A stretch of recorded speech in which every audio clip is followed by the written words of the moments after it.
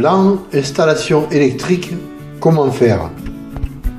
Plusieurs personnes m'ont posé cette question. Comment réaliser le plan de l'installation électrique d'une maison ou d'un appartement? La réponse n'est pas simple car cela demande beaucoup d'explications. Je vais simplement essayer dans cet article de vous démontrer comment personnellement je procède en qualité d'autoconstructeur. Il ne s'agit pas là d'un tutoriel de technique professionnelle et évidemment, je n'ai pas la prétention de donner des conseils de professionnels. Faire soi-même toute l'installation électrique de son habitation est tout à fait possible à condition d'être précis et consciencieux. La première action consiste à réaliser le plan de cette installation en respectant les normes en vigueur.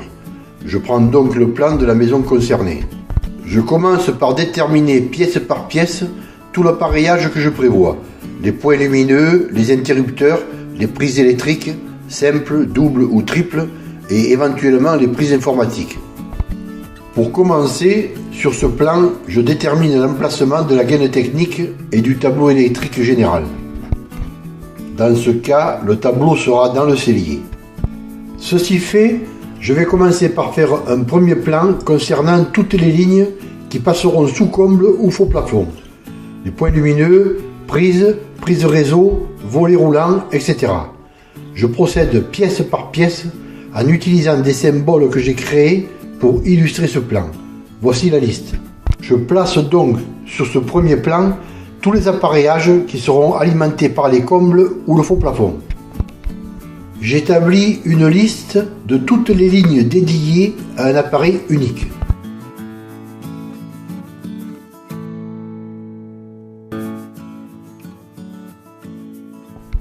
Comme par exemple ici, la D3 et la D4 dédiées respectivement au lave-linge et au congélateur. Je vais maintenant faire un second plan en disposant toutes les prises électriques et réseaux. Ceci fait, je vais maintenant tirer les lignes que je numéroterai en réalisant simultanément une liste descriptive de toutes les lignes. Je commence par les combles. Ces lignes arriveront donc au tableau principal de contrôle par le haut. Je reprends donc mon premier plan, ligne comble et faux plafond. Je vais commencer par les volets roulants, pour lesquels je vais créer 3 lignes. La première pour le volet roulant de la salle de bain, car celle-ci doit être protégée indépendamment de toutes les autres lignes. La salle de bain possédera son propre disjoncteur différentiel 30 mA. Cette première ligne sera donc appelée L1. Et je commence donc à effectuer la liste descriptive concernant le plan des lignes sous comble et faux plafond. La seconde ligne volet roulant alimentera le volet roulant de la fenêtre du salon côté nord, celui de la chambre 1, celui de la chambre 2 et de la chambre 3. Elle sera donc intitulée L2. Je pourrais ponter d'un volet à l'autre, mais je préfère mettre en place des boîtes de dérivation.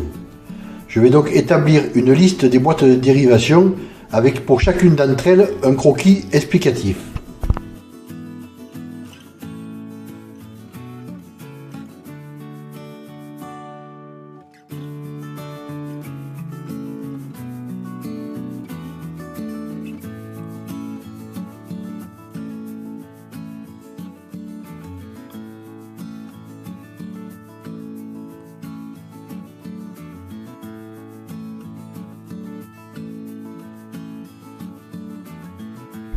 Je procéderai maintenant de la même façon pour tous les descriptifs. Je continue avec la ligne 3, alimentation éclairage salle de bain.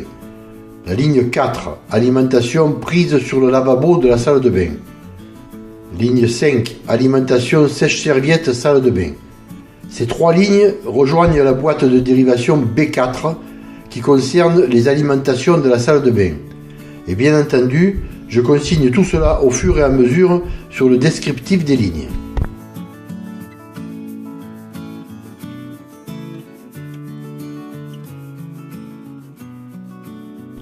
Et le descriptif des boîtes de dérivation. Lorsque sur le plan, une ligne croise d'autres lignes, je réalise des petits ponts pour pouvoir suivre correctement chaque ligne.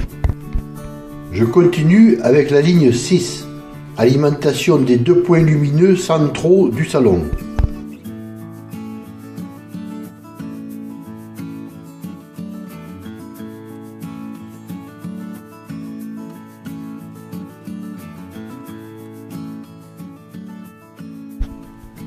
Ligne 7, alimentation éclairage chambre 1, chambre 2.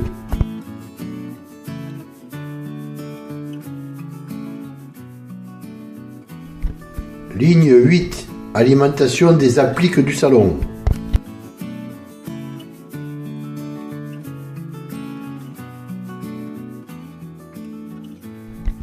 Ligne 9, alimentation éclairage bureau, dressing, chambre 3.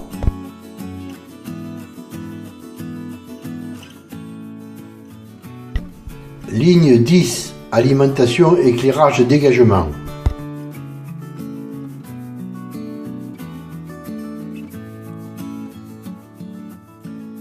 Ligne 11, alimentation point lumineux centrale cuisine.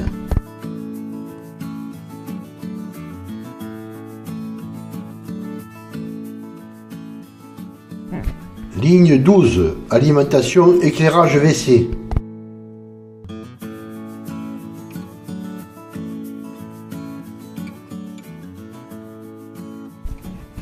Ligne 13, alimentation éclairage LED cellier.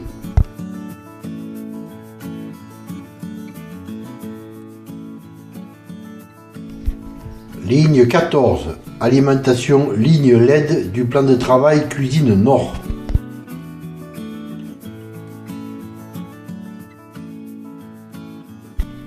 Ligne 15, ligne volet roulant, B cuisine, B salon, bureau.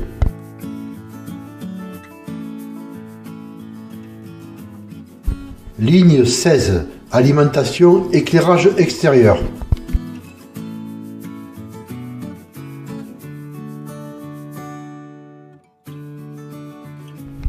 Ligne 17, alimentation des prises situées en hauteur, angle nord-ouest de la cuisine.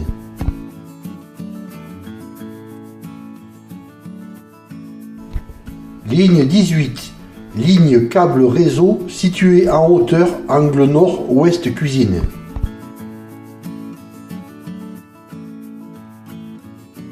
Ligne 19, ligne dédiée D1, alimentation de la VMC. Ligne 20, ligne dédiée D2, alimentation haute aspirante.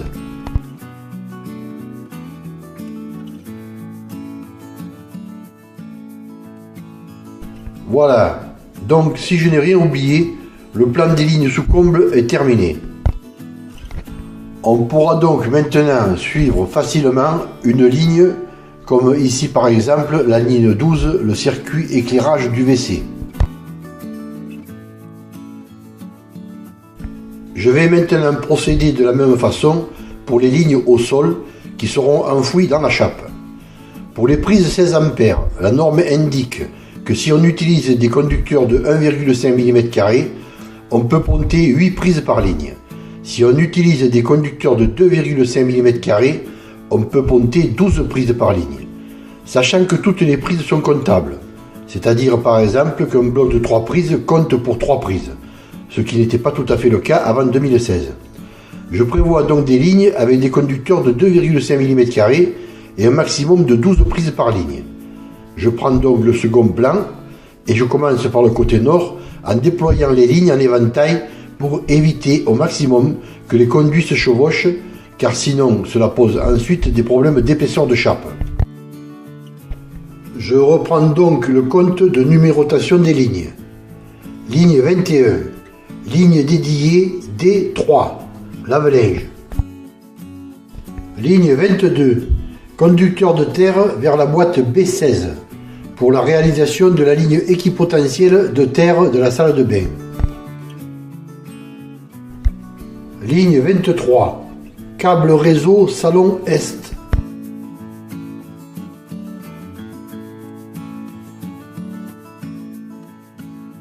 Ligne 24, Ligne confort C1 concernant 11 prises confort. 5 prises salon côté est. 3 prises chambre 1 côté est. Et 3 prises chambre 2 côté est. Ligne 25, alimentation prise dédiée D4, congélateur.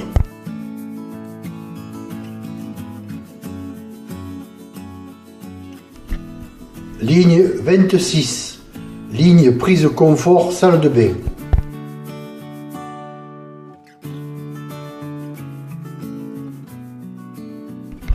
Ligne 27, ligne prise confort C2, concernant 11 prises.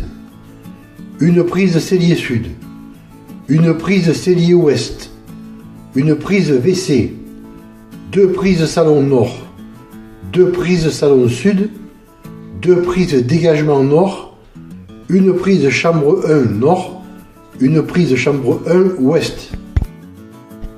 Ligne 28, alimentation ligne dédiée D8, plaque de cuisson.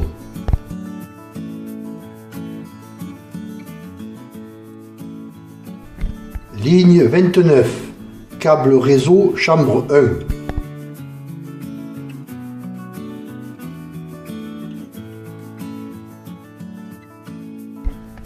Ligne 30, câble réseau chambre 2.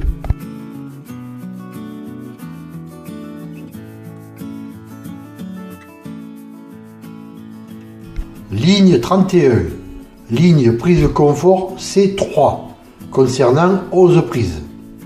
3 prises plan de travail cuisine est, une prise bureau sud-est, une prise chambre 2 est, 2 prises dressing, 2 prises dégagement sud, une prise chambre 2 ouest, une prise chambre 2 nord-ouest. Ligne 32, ligne prise confort C4, concernant 10 prises. Une cuisine ouest, 2 salles à manger sud, 2 bureaux nord, une bureau ouest, 2 chambres 3 ouest, 2 chambres 3 sud. Ligne 33, câble réseau bureau.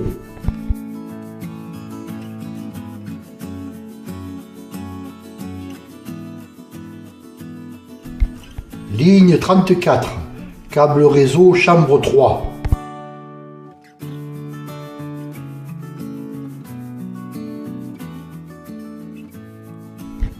Ligne 35, ligne 2 prises confort extérieure.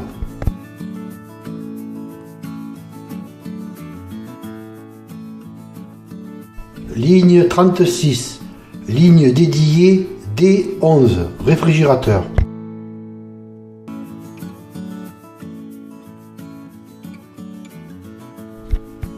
Ligne 37, ligne dédiée D10, lave-vaisselle.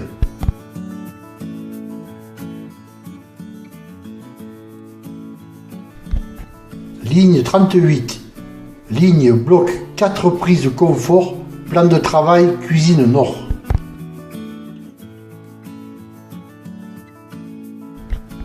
Ligne 39, ligne dédiée D9, four.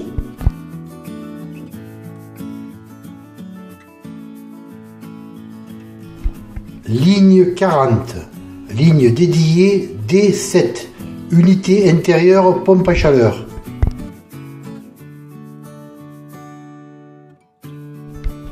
Ligne 41, ligne dédiée D6, unité extérieure pompe à chaleur.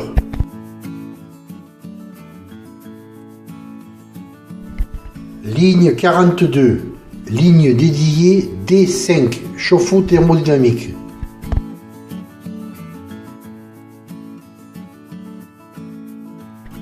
L43, alimentation bloc 4 prises confort sous la fenêtre du cellier.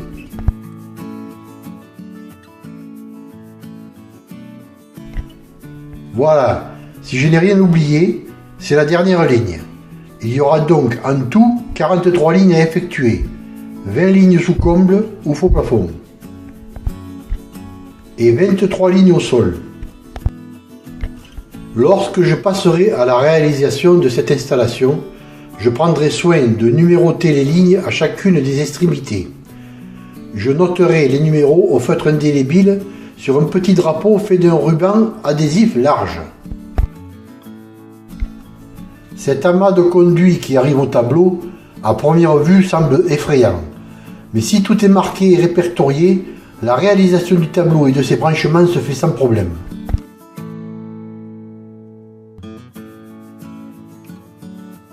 Pour gagner du temps, éviter les prises de tête et les erreurs de branchement, j'effectue un croquis pour visualiser les connexions à effectuer pour chaque boîte de dérivation.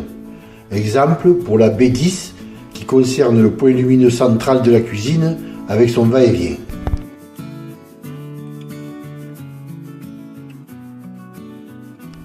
J'ai donc comme document récapitulatif la liste des lignes au sol, la liste des lignes sous comble et faux plafond, la liste des boîtes de dérivation et les schémas de branchement. Les lignes d'éclairage 16 A seront effectuées avec des conducteurs de 1,5 mm². Les lignes 20 A seront effectuées avec des conducteurs de 2,5 mm². Les lignes 32 A seront effectuées avec des conducteurs de 6 mm². Pour consulter plus posément l'article dont est issue cette vidéo, rendez-vous sur ce blog.